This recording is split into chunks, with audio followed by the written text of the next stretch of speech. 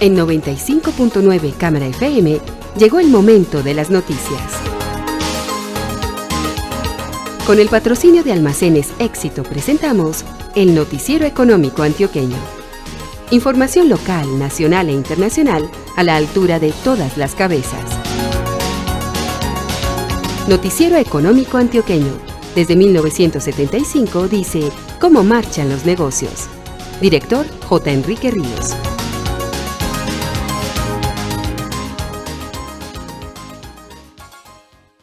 Muy buenos días, sea usted bienvenido. Hoy es sábado 9 de diciembre de 2017. Esta es la emisión 18.000 que ofrecemos en nombre de Almacenes Éxito. Este es el éxito que queremos en tu vida. Que cada una de tus visitas se convierta en uno de esos momentos en los que es inevitable una sonrisa. Porque sabes que vuelves a casa con todo lo que tenías en tu lista. Y porque te llevas un precio que te sirve. Un precio para ahorrar y seguir construyendo los sueños de tu familia. Es que ustedes, las mujeres de este país, nos inspiran para hacer que cada día haya un poco más de éxito en sus vidas. Éxito para servirte. El año pasado, Antioquia redujo 54% el índice de lesionados por pólvora. Sin embargo, 64 menores resultaron quemados por irresponsabilidad de los adultos. Quemar pólvora es un peligro, y mucho más con niños a tu lado. Un mensaje de Teleantioquia, Instituto de Cultura y Patrimonio de Antioquia, Policía Antioquia, Secretaría de Gobierno de Antioquia, Secretaría Seccional de Salud y Protección Social de Antioquia, Instituto para el Desarrollo de Antioquia, IDEA, y Gobernación de Antioquia. Antioquia piensa en grande.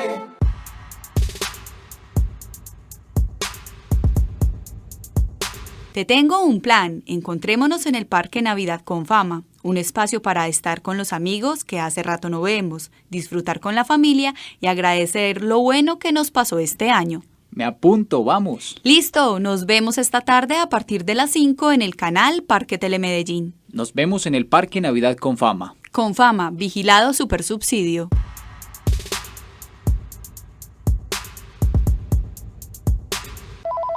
¿Aló? ¡Navidad! ¡Qué alegría escucharte! Ahora sí llegó el momento de comer buñuelos, prender velitas y bailarnos todas las canciones. Esta Navidad celebremos los 50 años de los alumbrados EPM e iluminemos juntos a Medellín. Comparte tu historia en www.alumbradosepm.com o en redes sociales usando la etiqueta #AlumbradosEPM. 50 años de historias en Navidad. Alcaldía de Medellín EPM. Buenos días al periodista Douglas Balbín Vázquez y a su invitado. A nuestros oyentes, bienvenidos, y lo primero que tengo que hacer hoy es darles las gracias por la sintonía, ya que hoy es la edición 18.000 del Noticiero Económico Antioqueño, que les recuerdo nació en 1975, un 1 de mayo, creado por J. Enrique Ríos, quien sigue siendo nuestro director. Y como es una edición especial, se la vamos a dedicar a algo que es, yo diría, de esos asuntos fundamentales para el futuro del país hoy que tanto se habla de sostenibilidad, y es el tema pensional. Sobre el sistema pensional hay coincidencia en que hay que hacer una reforma muy pronto, porque estamos parados sobre una bomba de tiempo de carácter social y económico, ya que el problema fundamental radica en que es un sistema de muy baja cobertura, muy costoso para el fisco, inequitativo en la medida en que muy pocas personas reciben unas altas pensiones y la mayoría recibe muy bajas pensiones. Y el otro problema que tiene es que, y tal vez surge de las irregularidades del mercado laboral, y es que las personas no alcanzan, quienes juiciosamente empiezan a cotizar, no alcanzan, no tienen una perspectiva de cumplir con los requisitos para lograr una pensión, porque la inestabilidad laboral en Colombia es muy alta. Pero no me extiendo más y presento a mi invitado, Jaime León Gañán Echavarría, doctor en Derecho, actualmente es coordinador de Relaciones Internacionales de la Facultad de Derecho y Ciencias Políticas de la Universidad de Antioquia, especialista en Derecho del Trabajo y la Seguridad Social, y por eso está con nosotros. Doctor Gañán, bienvenido a esta edición del Noticiero Económico Antioqueño. ¿Qué piensa usted de cómo está el sistema de pensiones en Colombia? Bueno, muy buenos días a usted, a la mesa de trabajo, a los oyentes. Felicitar al noticiero por la edición 18.000. Bueno, yo quisiera, si me lo permiten, como contextualizar a las personas en qué es el sistema, cómo son los regímenes, para después previamente poder abordar el tema de una posible reforma y qué se reformaría.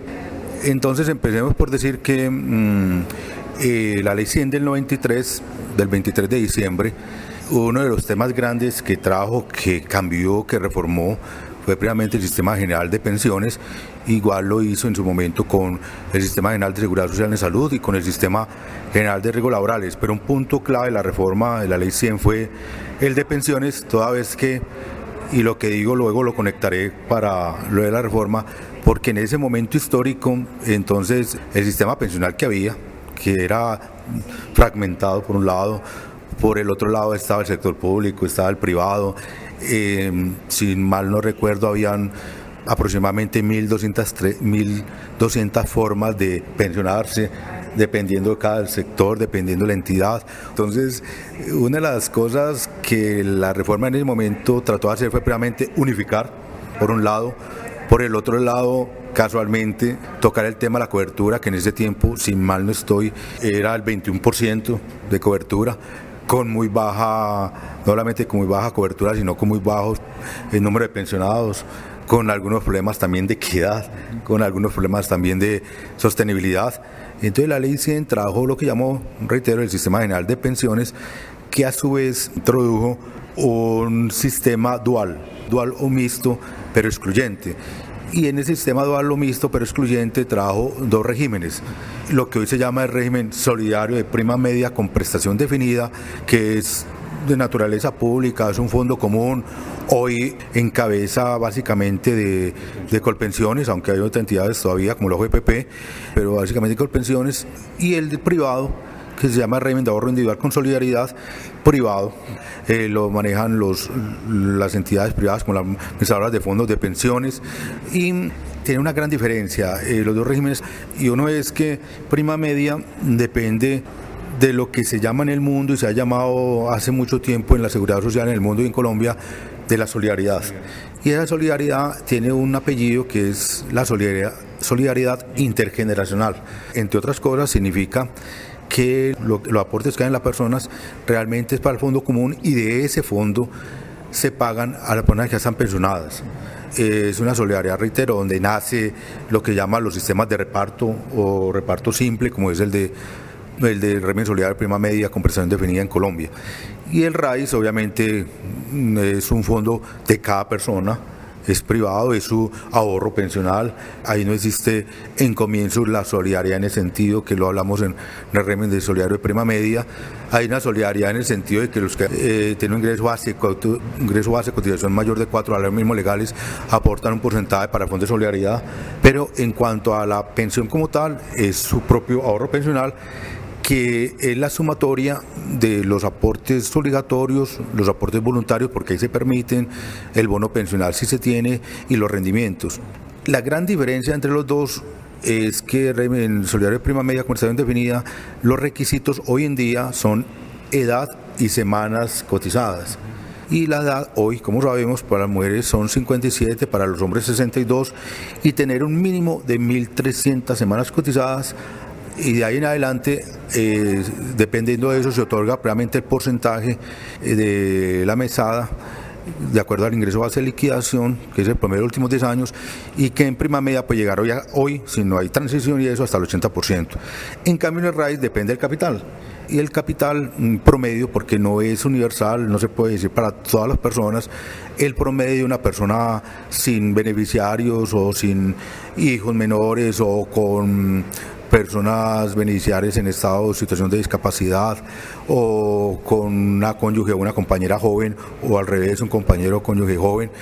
Pero en promedio podríamos decir que para que una persona se pensione hoy en el RAIS, debe tener más o menos ahorrado un promedio de 170, 180 millones. Pero repito, eso varía, no es la regla general. Obviamente, si se quiere una pensión mucho más alta, entonces necesita que la persona tenga un capital mucho más alto. O sea, son dos grandes diferencias. Entonces, para efectos de lo que vamos a hablar enseguida de la reforma, son excluyentes en este momento, coexisten, compiten entre ellos, La ley 100 en su momento fue reformada en términos de pensiones por la ley 797-2003 y la 860 de ese mismo año, que le hizo algunas reformas al sistema general pensional, y finalmente el acto legislativo 01 de 2005 trajo unas pautas. El acto legislativo, para nuestros oyentes, es una reforma a la Constitución y trajo unas pautas especiales para efectos de pensiones. O sea, ese es el panorama que tenemos. Ahora, ese es el panorama legislativo. Ahora el panorama del sistema general de pensiones, como usted muy bien lo dijo ahora, tenemos, mirando estadísticas, una cobertura del 23%, o sea, no hemos aumentado básicamente mucho, con un agravante, diría yo, y es que del número que aparecen como afiliados al sistema, tanto en prima media como en el RAIS, en la realidad el porcentaje es muy bajo de los afiliados que realmente están cotizando o que son activos, por un lado. Por el otro lado está el tema, como usted lo decía, de la equidad o la inequidad. Sabemos que existen, sí, y no estamos de acuerdo, como todos los sectores, que existen personas con unas pensiones en prima media muy altas. Entonces, en el término hay inequidad, porque finalmente tenemos muchas personas, ya un gran porcentaje, que pueden estar en un mínimo o si acaso en dos mínimos, el término de equidad, pero también está el problema que es el bendito tema de sostenibilidad financiera, o lo que han llamado, entre comillas, la bomba fiscal pensional. Entonces son puntos que yo también creo, y no estamos de acuerdo, aunque, como lo veremos enseguida, en la forma como se está hablando, tengo una opinión muy personales, académicas y personales como litigante y como especialista, pero sí estamos de acuerdo en que se debe hablar de una reforma pensional seria. A nuestros oyentes les quiero contar que las reformas pensionales se pueden hacer en dos vías: una vía que es la vía estructural, o sea, de grandes cambios, como lo hizo la ley 100 del 93, o una vía que se llama paramétrica, o sea, con cambios de edad, posibles cambios de edad, posibles cambios en ese sentido, o una mixta.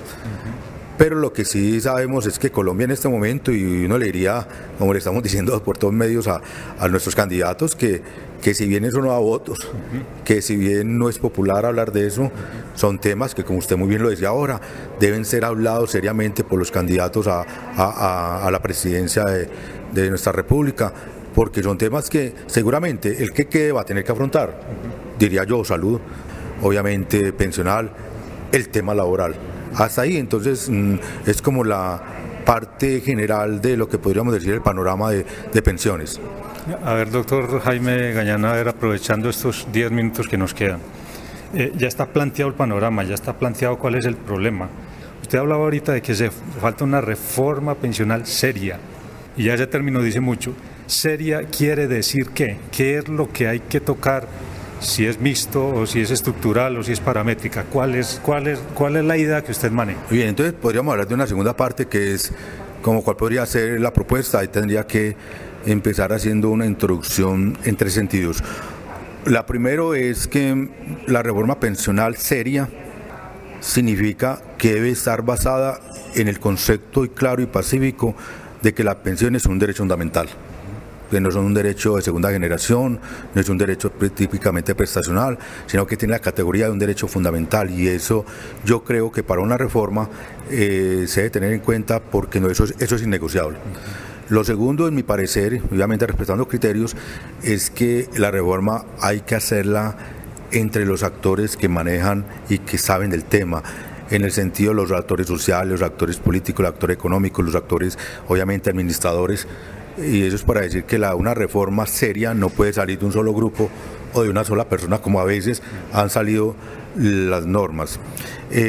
Lo tercero es decir que para hacer una reforma pensional seria, yo creo que también debemos decirle la verdad a Colombia de cuáles son las cifras, de cuáles son las problemáticas y de cuáles son las intenciones.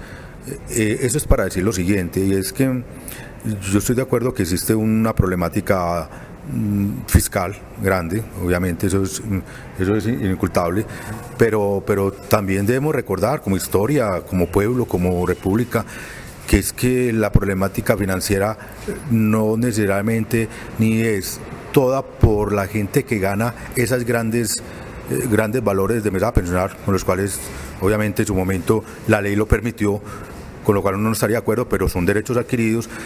Tampoco es por la gente que está pensionada, tampoco es por actualmente, porque si uno recorre las pensiones desde antes, vimos que desde antes el Estado tuvo grandes equivocaciones en cálculos actuariales, en manejar los porcentajes, en invertir dineros, como en algún momento el mismo gobierno de ese entonces lo reconoció, en invertir dineros en campañas o en bancos o en hacer casas o cosas de esas que eran dineros de públicos y las pensiones. Entonces es para decir que si se quiere una reforma pensional desde el punto de vista de derecho fundamental, no le podemos echar la culpa a la persona.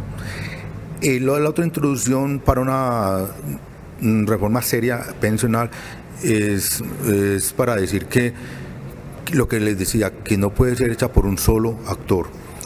Y yo pienso que la reforma tendría que tener mixto, una reforma estructural a largo plazo, una reforma de Estado, no de gobierno, en términos pensionales, pero que es una reforma que no serviría para nada, pienso yo en mi criterio personal y académico, que no serviría para nada si no hacemos una reforma laboral.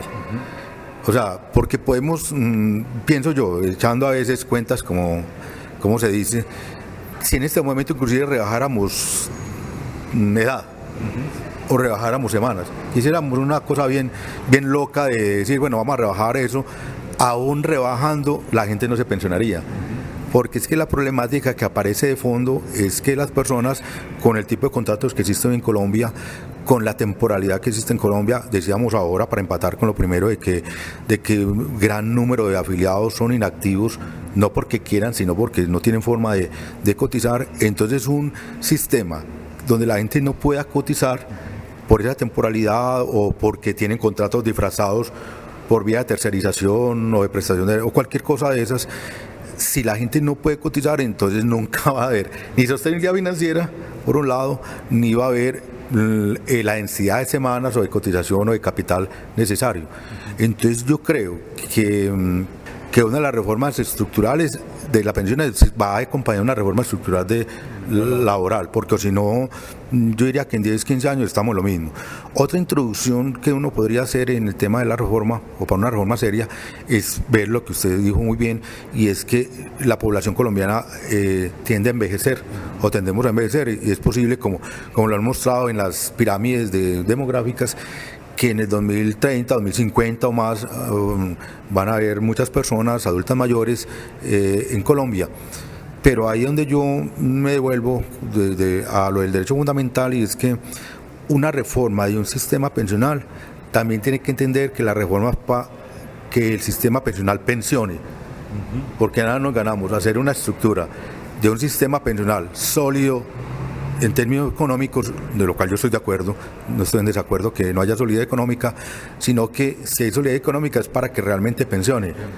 Entonces ahí iría la tercera parte, y la tercera parte es que sí me preocupa mucho, obviamente, y es una posición muy personal y respeto a cualquier otra, obviamente, porque como decía, esto es de todos y tenemos que llegar a puntos de acuerdo y equilibrio, pero me preocupa mucho que he estado en algunos foros en donde el sector privado y ya nos llegó el borrador de la propuesta.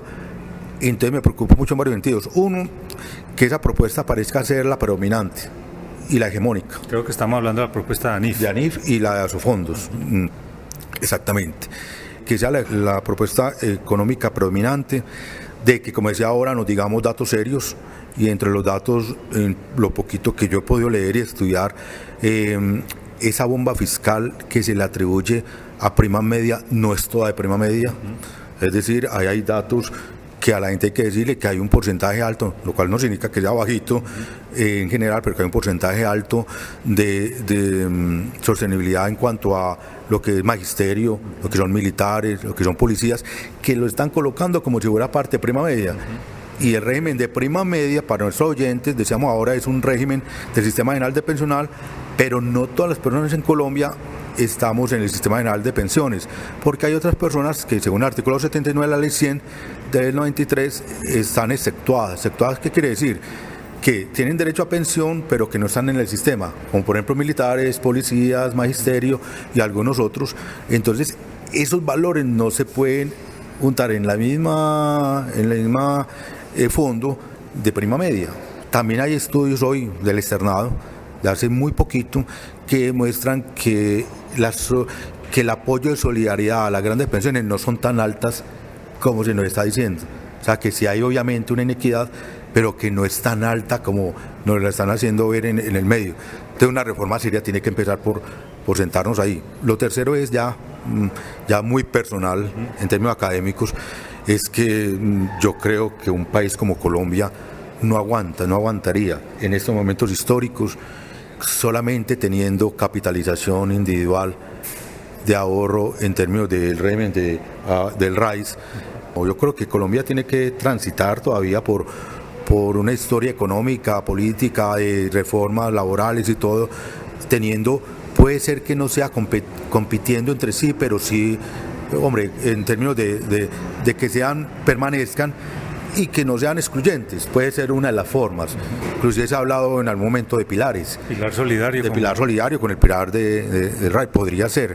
A mí ese en comienzo no me disgusta tanto en términos académicos, pero podría ser. Lo que sí me extraña mucho, entonces la propuesta de que se marchite prima media, porque ahí las palabras juegan muy importante, y es lo que ellos dicen es, y lo que no han explicado porque yo he estado en esos auditorios, es que se marchite prima media y ya no haya más afiliación, pero que Colpensiones como entidad sigue. Claro, y sigue porque entonces tiene que pagar las pensiones hasta que se acaben, y ellos dicen que se dedique al adulto mayor y a los BEPS. Segundo, que solamente que el régimen de capitalización privada. Tercero, cosas que para nosotros son muy extraños, y vuelvo para nuestros oyentes y para ustedes decirle que es que un sistema general de pensiones debe pensionar, pero entonces cuando uno oye que la idea es que hayan pensiones por menos del mínimo, que las de sobrevivientes ya no sea el 100% sino un porcentaje, que las edades aumenten y aumenten igualándose en nada más. Reitero, de entrada habría que analizarlo muy bien. Fuera de eso, que hayan tasas de reemplazo, que es lo que uno recibe como mesada pensional, ya no hasta el 80 como hoy, sino incluso han hablado del 55.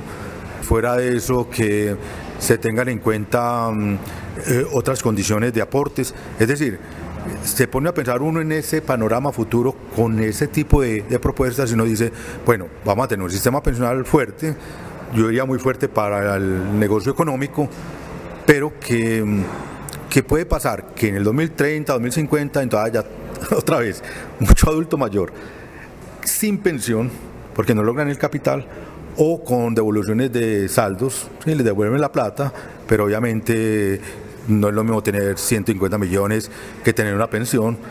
Fuera de eso, la persona quedaría sin salud en términos de régimen contributivo, si no todavía existe para esa época. Tener unas tasas de reemplazo muy complicadas, y yo diría que sería muy buen negocio, obviamente, para el negocio, pero es que aquí es un derecho fundamental. Y otra cosa para que los oyentes lo oigan con beneficio de inventario, como mismo los abogados, ya sea en favor o no, pero para que la revelación es que también en esos auditorios nos está hablando de que Chile está muy bien, y resulta que nosotros estuvimos hace 2 años en Chile y nosotros tenemos una historia diferente.